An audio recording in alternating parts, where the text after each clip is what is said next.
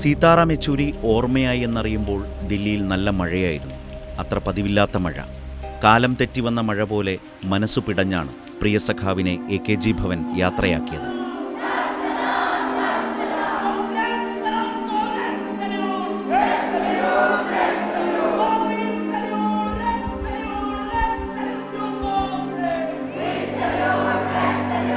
ഇവിടേക്കിനി സീതാറാം വരില്ല. ജനറൽ സെക്രട്ടറിയായി 2015 മുതൽ അദ്ദേഹം പ്രവർത്തിച്ചത് ഈ ഓഫീസ് മുറിയിലാണ്.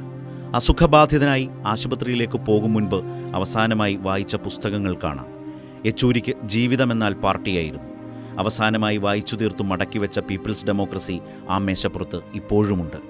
സീതാറാമിൻ്റെ അപ്രതീക്ഷിത വേർപാടറിഞ്ഞ് ഇവിടേക്ക് വന്നവർക്കൊക്കെ അദ്ദേഹത്തിൻ്റെ സാന്നിധ്യമാവും അനുഭവപ്പെട്ടിട്ടുണ്ടാവുക.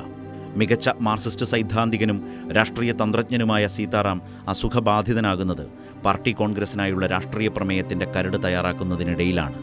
പാർട്ടിയെ നയിച്ച ജനറൽ സെക്രട്ടറിയായ യെച്ചൂരി നിറയുന്ന ഇടമാണിത്. സീതാറാം യെച്ചൂരി എന്ന മാർക്സിസ്റ്റിനെ രൂപപ്പെടുത്തിയ വലിയ നേതാക്കൾ. JNUവിലൂടെ രാജ്യം കണ്ട എക്കാലത്തെയും വലിയ വിദ്യാർത്ഥി നേതാവായി വളർന്ന സീതാറാമിലെ വിപ്ലവകാരിയെ ജ്വലിപ്പിച്ച ചെഗ്വേരയും കാസ്ട്രോയും ഈ മുറിയിൽ.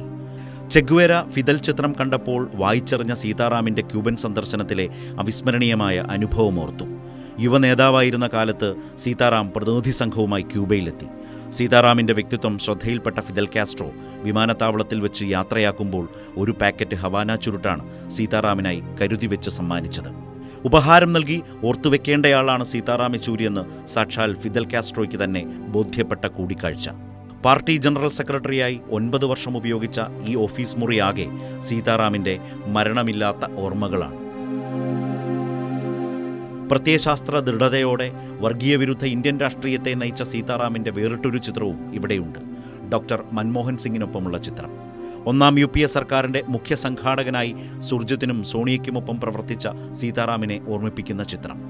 ദേശീയ രാഷ്ട്രീയത്തിൻ്റെ ഗതിവിഗതികളെ നിർണയിച്ച നേതാവിനെ ഓർമ്മിപ്പിക്കുന്ന ചിത്രം.